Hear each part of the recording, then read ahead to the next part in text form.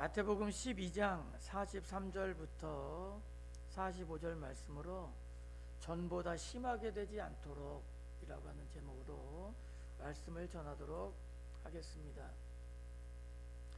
어느 대학교에서 시간학 수업이 있었습니다. 담당 교수님이 수업을 시작하는 날 투명한 큰 그릇을 가지고 들어오셔서 수업을 시작하셨습니다. 선생님이 가져온 그 투명한 큰 그릇에 커다란 돌들을 채워 넣기 시작하셨습니다. 그리고 학생들에게 물어보았습니다. 여러분, 이 그릇이 채워졌습니까? 이렇게 물어봤어요. 그러자 학생들이 그렇다고 대답을 했습니다. 그러다 선생님이 이번엔 작은 자갈들을 가져다가 다시 그곳에 붓기 시작했습니다. 그랬더니 자갈들이 한참 들어가서 채워졌습니다. 그러다 선생님이 또 물어봤습니다. 여러분, 이 그릇이 지금 가득 채워졌나요? 그러자 또 학생들이 그렇더라고 이야기를 했습니다. 네, 대답을 했습니다. 그러자 이번엔 선생님이 모래를 가져오더니 모래를 그 통에다가 붓기 시작했어요. 그랬더니 그 돌 사이사이로 많은 모래들이 들어갔습니다. 모래를 정말 더 이상 넣을 수 없을 정도까지 입구까지 모래를 가득 채웠습니다. 그리고 선생님이 또 물어봤습니다. 여러분, 이제 이 그릇이 채워졌습니까? 학생들이 어떻게 될지 몰라서 대답을 못하고 있었습니다. 그러자 그때 선생님이 주전자에 담겨있는 물을 가져오시더니 다시 그곳에다가 물을 붓기 시작하셨어요. 물을 부었는데 역시 물이 한참 동안 채워졌습니다. 그리고 선생님이 말씀하셨습니다. 여러분, 이제 정말 이 그릇이 가득 채워졌습니다. 그런 다음에 이 선생님이 그 학생들에게 여러분, 방금 제가 여러분들에게 행한 이 퍼포먼스를 통해서 여러분들이 배운 교훈이 뭐가 있는지 말해 보십시오. 그러자 어떤 한 학생이요, 용감하게 손을 들고 얘기했습니다. 네, 교수님, 방금 교수님이 하신 행동은 우리가 시간을 아끼고 절약하면 얼마든지 효율적으로 쓸 수 있다라는 것을 가르쳐 주시는 것 같습니다. 이 학생이 이렇게 대답하자 그 주위에 있던 학생들도 고개를 끄덕이면서 동의하는 듯한 표정을 지었습니다. 그러자 선생님께서 그 학생들에게 이렇게 이야기했습니다. 여러분, 오늘 이 일들을 통해서 내가 여러분들에게 가르쳐 주고 싶은 교훈은 이것입니다. 그게 뭐냐면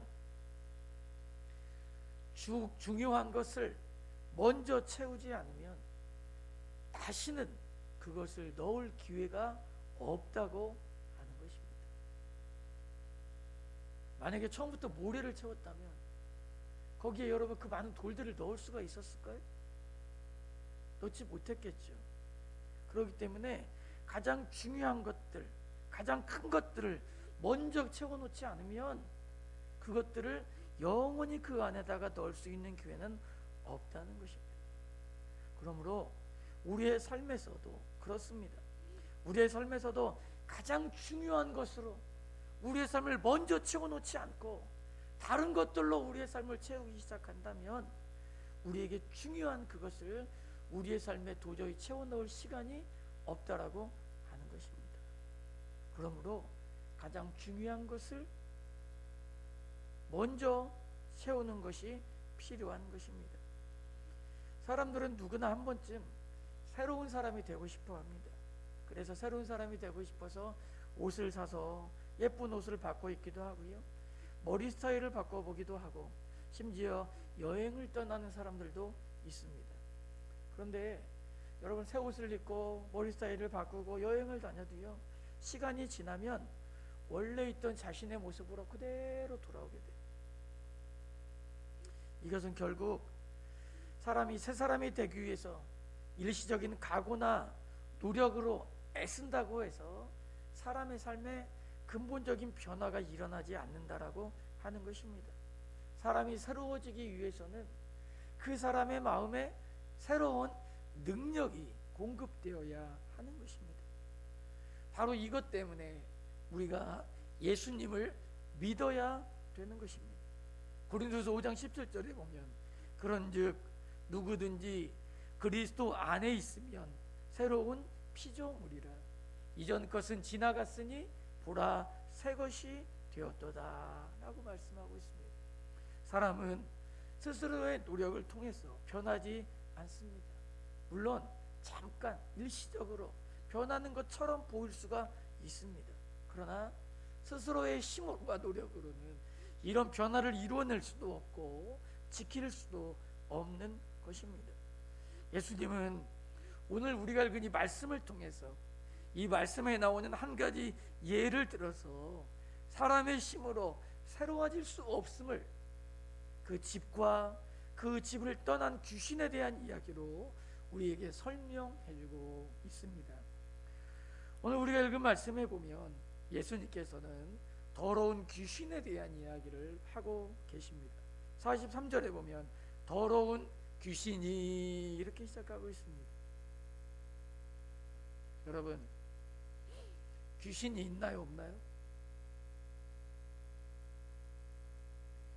귀신이 있어요, 없어요? 귀신 있습니다. 왜 있습니까? 성경에 귀신이 있다고 말하니까 있어요. 오늘 성경은 더러운 귀신이 있다라고 성경은 이야기하고 있습니다. 그리고 많은 우리 사람들도 귀신이 있다라는 걸 우리가 알고 있습니다. 그런데 이 동양 사람들이 생각하는 귀신은 성경이 말하는 귀신과는 좀 다른 것 같아요. 우리 한국 사람이나 이 동양권에서 가지고 있는 귀신은 원래 이렇게 생각해요. 귀신은 원래 사람이었는데 원한을 품고 죽은 사람이 귀신이 되어가지고 구천을 떠돈다. 우리 이렇게 생각해요. 그래서 귀신이라고 하면 우리는 뭔가 원한 있는 그런 존재로 생각을 합니다. 그래서 사람들이 두려워하죠. 근데 여러분, 성경은 귀신에 대해서요, 귀신은 사탄의 졸개이다 라고 이렇게 이야기하고 있습니다. 성경이 가리키는 귀신은, 또 사람은 죽으면 어떻게 되느냐, 여러분, 사람이 죽으면 구천을 떠돌질 않아요. 사람은 죽으면 죽음 이후에 천국과 지옥으로 나뉘어져서, 우리가 하나님을 믿는 사람은 천국으로, 하나님을 믿지 않는 사람은 지옥으로 그 운명이 결정되고 끝나는 것입니다. 끝나는 것이에요. 귀신이란 사탄의 이 졸개들로 우리 가운데 나타납니다. 그런데 여러분, 그러면 이렇게 생각할 수 있잖아요. 어떤 분들은 나는 꿈에서 아니면 어떤 환상 가운데에 예전에 돌아가신 우리 아버지를 보고 할아버지를 보고 어머니를 봤다 말할 수 있습니다. 왜 그러냐면, 여러분, 귀신이 우리가 약한 것을요 귀신같이 알아요. 우리의 마음이 어디에 쏠려 있고 어디로 향해 있는지, 우리 마음에 남아있는 이 깊은 곳에 있는 이 공허함과 그 빈 아쉬움을 귀신이 알아요. 그래서 그 귀신이 그런 모양을 이용해서 우리 안에 있는 이 불안함과 두려움을 증폭시켜서 우리로 하여금 하나님을 믿기보다는 이 두려움 가운데 떨게 하는 그런 사람으로 만들고 마는 것입니다. 사탄은 근본적으로 인간을 하나님으로부터 멀어지게 하려고 하는 그런 마음을 가지고 있어요.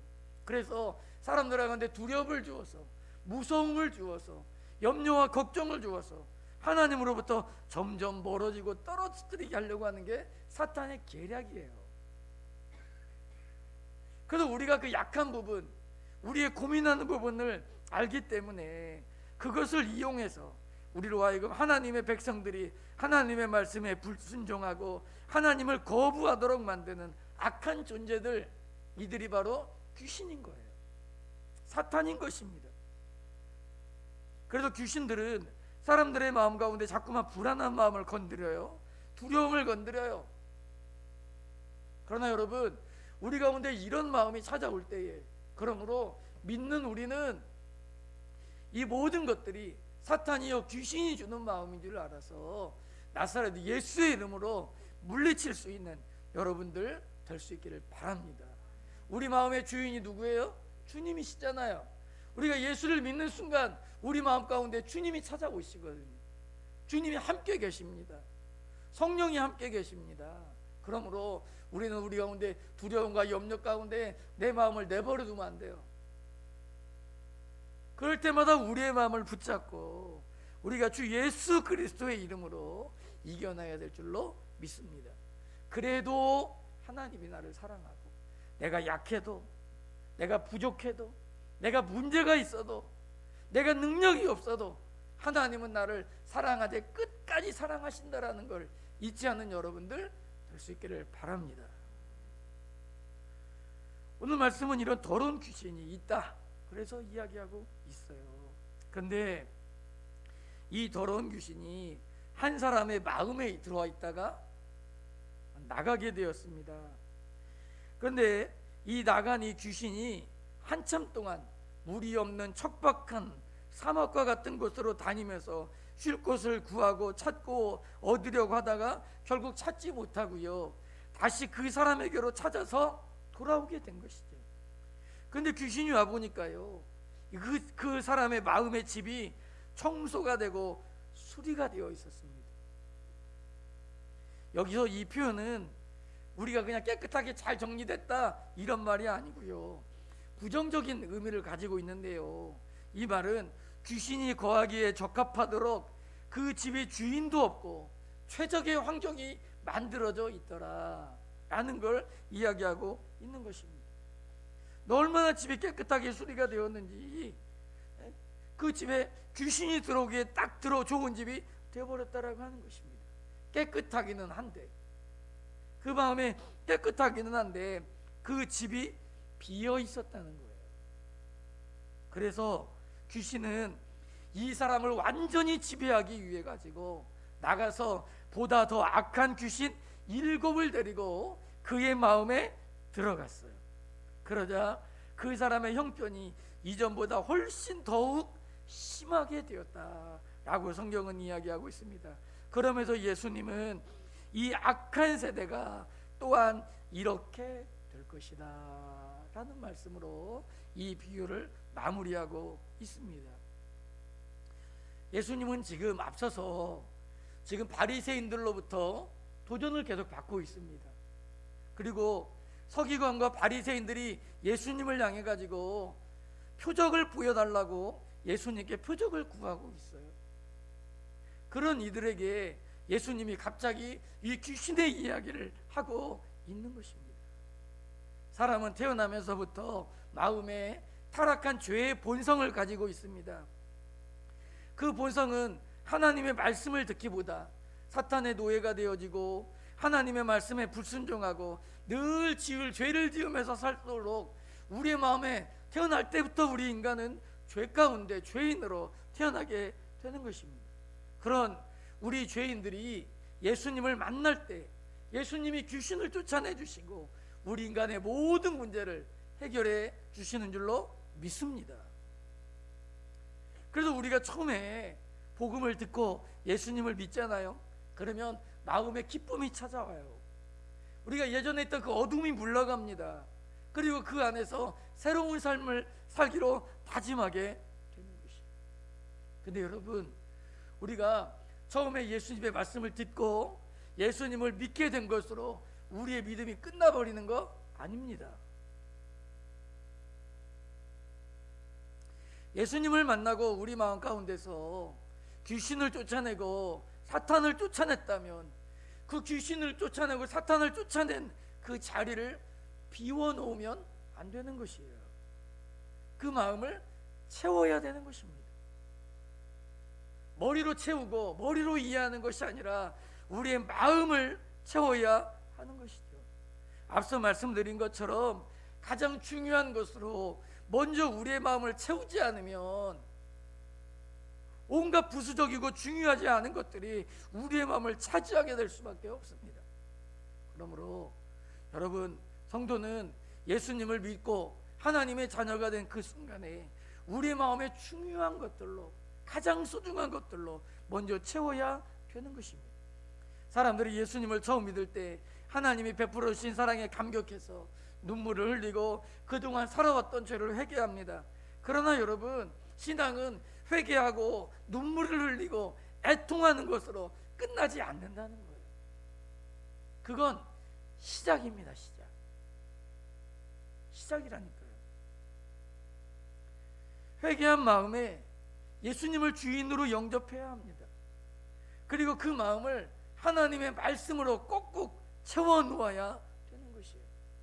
그렇지 않고 예수님을 주인으로 모시지 않으면 전보다 더 악한 귀신이 들어와서 이전보다 더 고통받는 삶을 살게 하는 것입니다. 그래서 45절 말씀에도 나중 형편이 전보다 더욱 심하게 되었다고 이야기하고 있는 것입니다.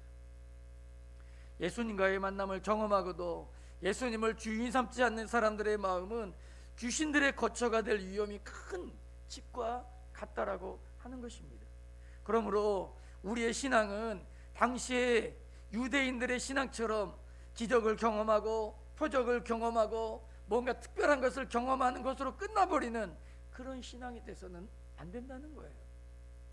유대인들, 바리새인들, 서기관들은 기적을 많이 경험했습니다. 예수님을 따라가면서 여러 가지 일들을 경험했어요. 그런데도 그들은 그 기적만 경험할 뿐 그들의 마음 가운데에 예수님을 주인 삼지 않고 하나님의 말씀으로 그들의 마음을 채워놓지 않았습니다. 그래서 예수님께 말씀에 또다시 또 다른 기적을 보여달라, 또 다른 표적을 보여달라, 자꾸만 표적만 요구하고 있는 것입니다. 그런데요, 성경을 보면 예수님은 항상 기적과 표적을 보여주신 다음에 그것을 끝나버리지 않고 예수님은 기적과 이 표적 이후에 그것들의 의미를 설명해 주셨어요. 설명해 주시면서 예수님이 구약 성경에 오랫동안 예언되었던 그 메시아고, 그 메시아가 바로 이 예수님이라고 하는 것들을 말씀을 통해서 확증해 주셨습니다. 그러니까 여러분, 예수님의 이 기적과 표적의 그 궁극적인 목적이 어디에 있냐면요, 예수님이 메시아라는 것입니다. 예수님이 구원자라는 것이에요. 예수님이 우리 인간의 모든 고통, 오래된 우리의 모든 고통을 해결해 주실 장본인이 바로 예수님임을 예수님은 강조하고 있는 것입니다. 그러므로 여러분, 우리가 이런 예수님의 사역을 보았다면, 예수님의 삶을 보았다면 이제 이 예수님을 믿고 예수님을 주인으로 영접해야 될 줄로 믿습니다. 근데 당시에 많은 종교인들은 그렇게 하지 않았다는 거예요. 그들은 앞에 눈에 보이는 것에만 집중했을 뿐 예수님의 말씀을 듣지 않고 예수님을 주인으로 받아들이지도 않았다는 거예요. 그래서 예수님은 그들을 가르쳐서 이 악한 세대가 또한 이것처럼 될 것이라 라고 이렇게 이야기하고 있는 것입니다. 사랑하는 성도 여러분, 말씀의 은혜를 경험하고도 하나님의 사랑을 경험하고도 결단하지 않고 여전히 예수님을 주인 삼지 않고 외식하는 신앙은 이전보다 철저히 귀신에 매여 더 비참한 인생이 된다라는 것 꼭 기억하는 여러분들 될 수 있기를 바랍니다. 그러므로 신앙생활은 한 번 잘하는 것으로 끝나는 거 아닙니다. 신앙생활은 지속적으로 천국에 갈 때까지, 하나님 앞에 설 때까지 말씀으로, 기도로 매일매일 거룩해지는 삶을 살아가야 될 줄로 믿습니다. 신약 성경 중에 이 로마서가 있습니다.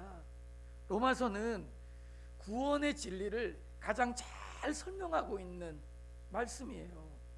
근데 이 로마서가 총 16장으로 되어 있는데요, 이 16장 가운데에 앞에 있는 11장까지 11장까지는 우리가 이 얻게 된 이 구원의 진리를 아주 논리적으로 잘 설명하고 있어요. 이렇게 11장까지 이 구원의 진리를 설명한 다음에 12장부터 16장까지는 그러면 앞으로 구원받은 성도는 어떻게 살아야 되는가 라고 하는 말씀을 12장부터 기록하고 있습니다. 그런데 이 12장 1절과 2절 말씀이 이렇게 기록되고 있습니다. 그러므로 형제들아, 내가 하나님의 모든 자비하심으로 너희를 권하노니 너희 몸을 하나님이 기뻐하시는 거룩한 산 제물로 드리라. 이는 너희가 드릴 영적 예배니라.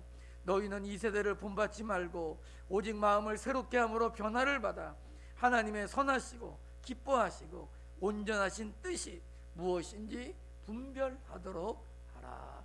할렐루야. 성경은 이렇게 이야기합니다.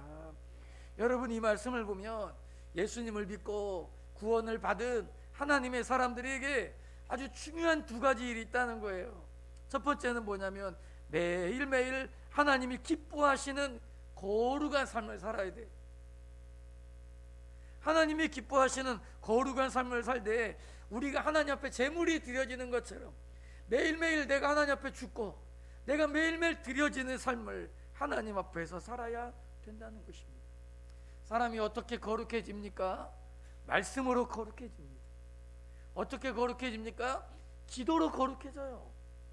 그래서 우리는 매일매일 하나님 앞에 말씀을 통해서, 기도를 통해서 하나님 앞에 철저하게 내가 제물이 되어 나 자신은 죽이고 내 안에서 내가 죽고 내 안에서 예수가 살도록 내가 드려지는 삶을 사는 것, 이것이 구원받은 성도의 삶인 줄로 믿습니다. 또 한 가지 중요한 게 있어요. 두 번째는 뭐라고 말하고 있냐면 너희는 이 세대를 본받지 말라, 이렇게 말하고 있습니다. 하나님을 믿는 하나님의 자녀들은 이 세대를 본받지 말고요, 하나님의 뜻을 따라서 살아야 된다는 것입니다. 사랑하는 성도 여러분, 이 로마서 12장 1절 2절 말씀을요 꼭 기억할 수 있길 바라요. 오늘 집에 가셔서 종이를 한 장 꺼내셔가지고요 로마서 12장 1절 2절 말씀을 크게 쓰세요. 그리고 집집마다 붙여놓으세요. 화장실에도 붙여놓고 안방에도 붙여놓고 방방마다 여러분 붙여놓고요, 여러분 이 말씀을 읽고 또 읽고 외우고 암송하고, 그래도 이 말씀대로 우리가 살 수 있는 그런 여러분들이 될 수 있기를 바랍니다. 그래서 우리는 매일매일 하나님이 기뻐하시는 거룩한 산제물로 내 삶이 드려지고 이 세대를 본받지 않고 정말 하나님의 뜻이 무엇인지를 늘 분별하도록 힘쓰는 그런 성도들이 될 수 있기를 바랍니다.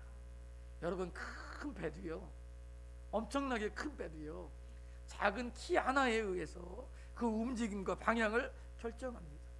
사람도, 우리의 삶의 행동도 그렇습니다. 우리의 사람의 행동도요, 우리의 마음의 키를 잡고 우리의 마음의 키를 우리가 무엇에 따라서, 우리가 어떤 마음을 가지느냐에 따라서 우리의 인생이 결정되는 거예요. 하나님의 말씀을 우리의 삶의 키를 삼고 말씀으로 우리의 기준을 삼아서 우리가 말씀대로 살면 구원을 받고, 하나님의 말씀이 없으면 그 형편이 이전보다 더욱 심해지는 것이에요. 그러므로 우리는 우리의 마음을 그냥 되는 대로 내버려두면 안 돼요. 농사가 바쁘니까 형편대로 그냥 내 마음을 던져버리면 안 되는 것입니다. 우리 마음을 그냥 내버려두면요, 그 마음에 반드시 죄가 싹트게 되어 있어요. 내버려둔 그 마음에는 반드시 사탄의 집이 되게 되어 있는 것입니다. 그러므로 성도는 하나님이 기뻐하지 않는 모임이나 죄를 지을 것 같은 장소는 아예 피해야 돼요. 술을 마시는 곳이나 음란한 분위기가 있는 곳은 아예 가지 말아야 하는 것입니다. 나로 하여금 세상적인 것으로 내 자신이 향하여 가지 않도록 죄를 멀리하고 또 내 마음 가운데 하나님이 주인 삼고 하나님이 주인 되어지는 그런 삶을 사는 일에 힘쓰는 성도들이 되어야 될 줄로 믿습니다. 성도는 우리의 마음을 예수님이 계신 거룩한 집으로 바꾸어야 됩니다. 우리 주님이 우리의 삶의 주인이 되셔서 우리의 삶을 꼭꼭 하나님의 은혜로 채워야 되는 것이에요. 불교는 그 덕이 비우는 데 있어요. 그렇죠. 하지만 여러분, 우리 예수를 믿는 우리 성도들의 삶의 가치는 우리가 채우는 데 있는 것입니다. 뭘로 채우는 것입니까? 예수로 채우는 것이에요. 그래서 우리가 그 옛날 믿음의 선진들을 보면 하나님의 은혜로 그의 삶이 똘똘 채워져 있으니까 그 사람을 건들기만 하면 그 입에서 예수가 튀어나오고, 건들기만 하면 천국이 튀어나오고, 건들기만 하면 하나님의 은혜가 튀어나오는 그런 삶을 살았던 믿음의 사람들이 있었던 것입니다. 저는 우리 사랑하는 성도들의 삶이 이런 삶이 될 수 있기를 바랍니다. 성도는 그 마음을 예수님이 계신 거룩한 집으로 바꾸어야 됩니다. 집은 집 주인에 의해서 결정돼요. 여러분, 집 주인이 선비면 아무리 초라한 집도요, 초가 삼간도요 선비의 집이 되는 것이에요. 하지만 아무리 대저택과 좋은 집에 살아도 그 집 주인이 도둑놈이면 그 집은 도둑놈 집이 되는 것입니다. 여러분, 비록 우리가 보기에 내가 약하고 내가 부족하고 내가 능력도 없고 내가 힘도 없지만 예수님이 우리의 삶의 주인 되셔서 예수님이 내 삶을 주관하시면 우리 모두가 하나님의 자녀요, 하나님의 백성이 되는 줄로 믿습니다.